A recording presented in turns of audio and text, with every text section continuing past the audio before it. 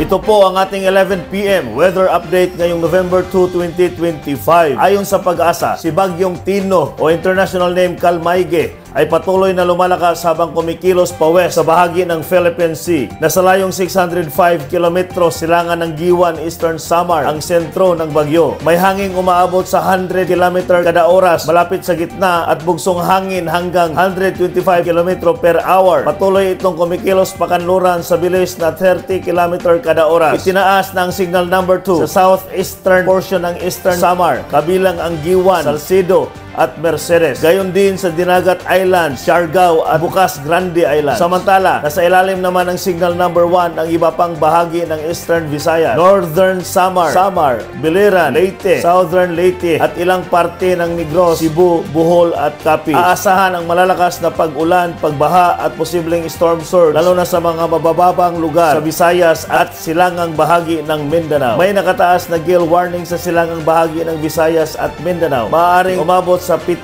metro ang taas ng alon kaya lubhang mapanganib ang paglalayag lalo na sa maliliit na bangka at motor bangka. Inaasahang magpapatuloy ang pag-westward ni Tino at posibleng maglandfall sa pagitan ng Eastern Samar, Leyte o Dinagat Island bukas ng gabi o madaling araw ng Martes. Kaya't pinapayuhan ang lahat lalo na sa mga lugar na apektado na manatiling alerto, makinig sa lokal na otoridad at sundin ang mga abiso ng DOST Pag-asa. Standby sa susunod na tropical cyclone bulletin ngayong alas 5 ng umaga. Ito ang inyong GM Family Videocars reporting. Mag-ingat po tayong lahat.